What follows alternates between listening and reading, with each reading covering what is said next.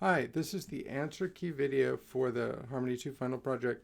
And in this video, I'm going to be helping you draw your attention to all the things that can be checked as having either a correct answer or not. In other words, the things that have one correct answer. There are some elements that are where there's more than one correct answer, more than one thing that will work musically. And those things, I will obviously grade that when I get the final version of your project. But this will help you correct things before you get to that final stage of writing your melody and everything. First thing is to make sure that all your chord scales are right, everything labeled correctly.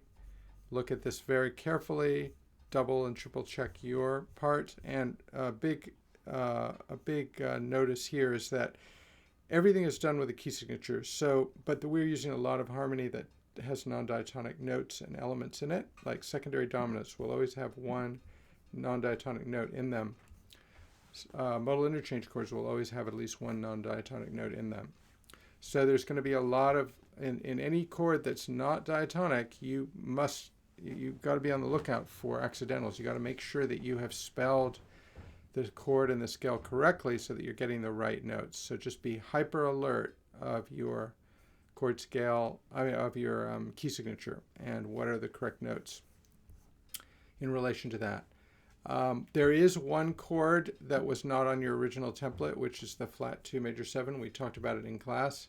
You won't have room for it on your template. That's okay, just as long as you know what the right notes are. You can write it on a piece of manuscript paper separately or something.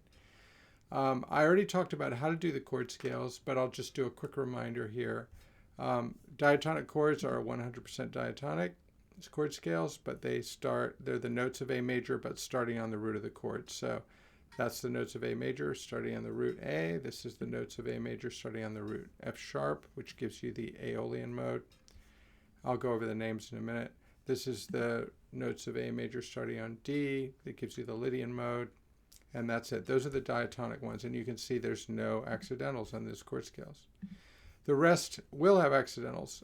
Secondary dominant, chord tones plus diatonic tensions.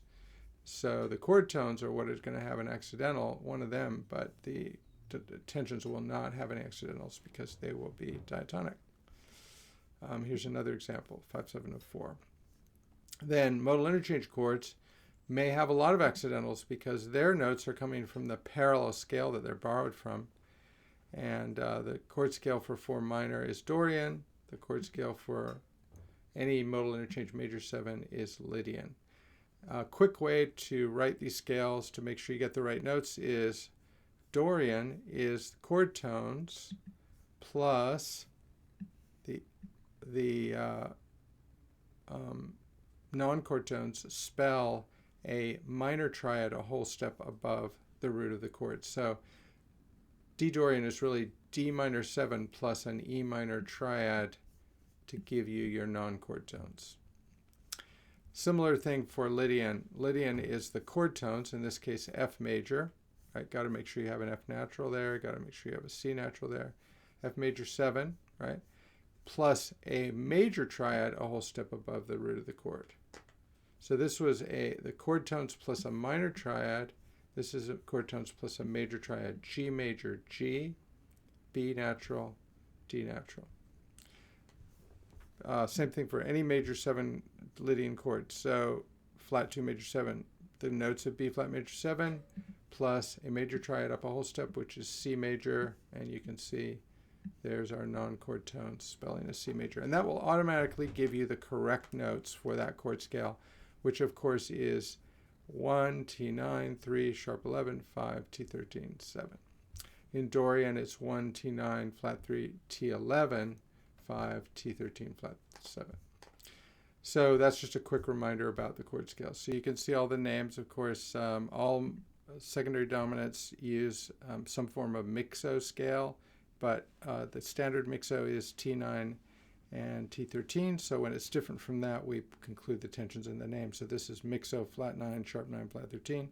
Remember, sharp 9 is minor third on a major chord. It's not really a minor third anymore. It's sharp 9. Because you can't have 2/3 in a chord. Okay, so we've got Aeolian, mixo, Lydian, Dorian, Lydian, Lydian. Okay, let's come back over here. And now we check our voicings, and this is where we can do a audio check as well. And if you still have the drums in the playing back, if you do Command E, you'll see them written. I've removed them. You can do that by just simply selecting them, do Command X. You could write your own drums, not use any drums at all. It's up to you. But it was just a placeholder there.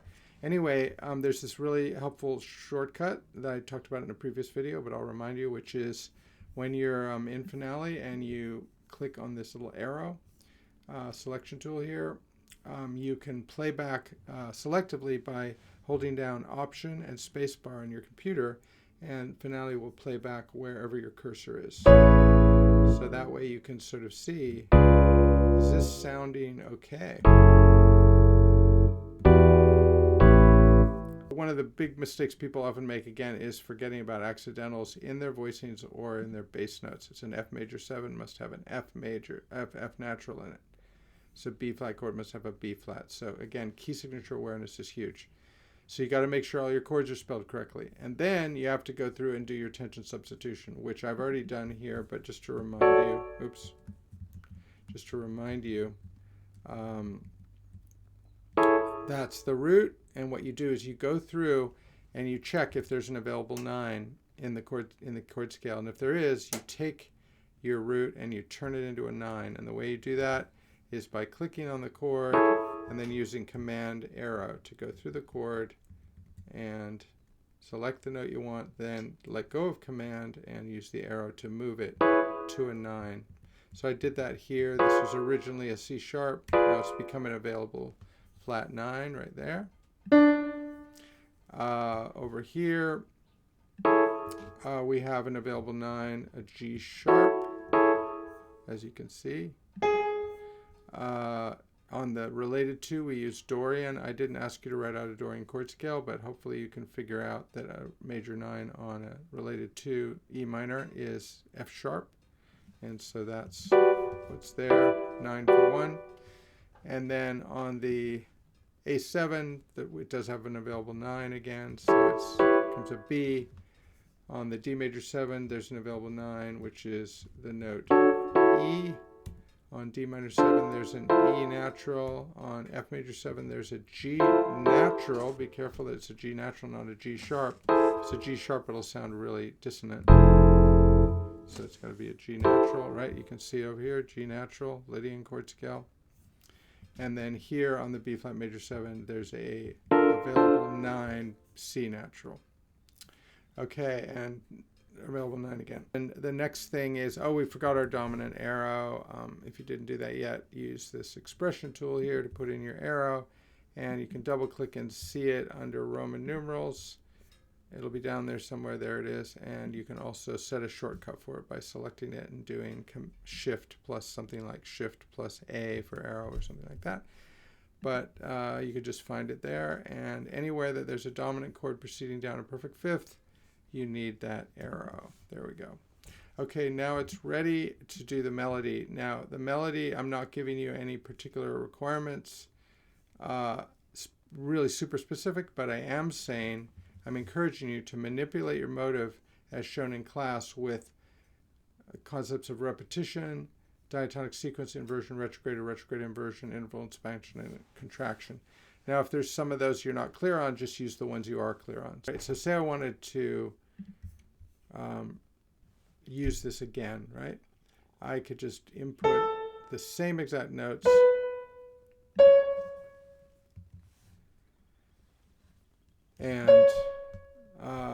and now I've got a repetition, but it's going to sound different because we have different chords.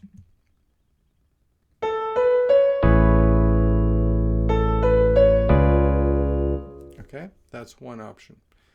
On the other hand, a sequence would be, if you select the area that it's in and you're in this tool, you can hit the number 6 and it will move down diatonically, or the number 7 and it will move up diatonically. So say you decided to sequence it, started on a note up a half step or up a diatonic step from the original. So now we would have this.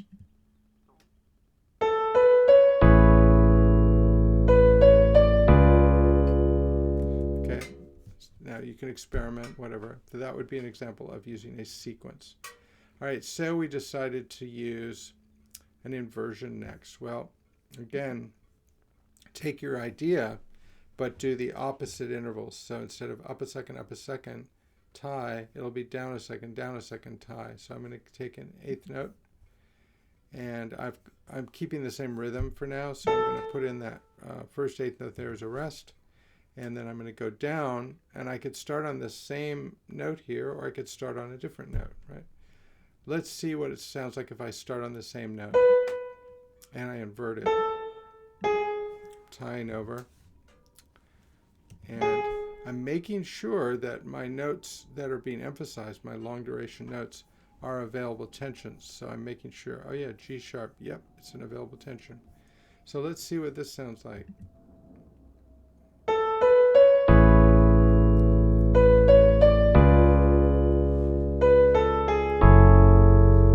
Okay, I kind of like that. Now, at some point you might do something like this and you'll be like, I like it, but there's just one note I don't like. Well, then that's where you could use interval expansion or contraction. You could go and say, you know, I like this, but I think I'd rather have it start on a C sharp. That's totally okay. Okay. And now let's try using a retrograde. So a retrograde is when you take everything, either the original one or one of these other ones, and you do it backwards. So I'm going to do that. And I think I could start it anywhere I want, but I could start it right here, or I could start it here. Let's try starting it here. Let's see what that sounds like. I'll do the opposite. So I'm going to tie, and then I'm going to go to the same note as an eighth note. Oops. All right, and then I need a eighth note going downward. And then I need another eighth note going downward. Okay, so now I've just done a retrograde of this here. So let's see what it's sounding like now.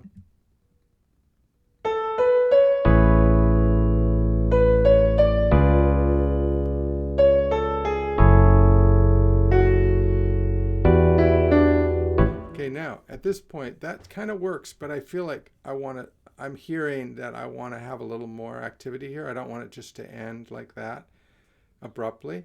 So that's okay. These techniques do not have to be used literally like unchanged. They are ways to get you moving in a certain direction and build in some kind of connection to your original idea. But you can also use your ear to sort of add things on, or maybe cut off a few notes or add a few extra notes.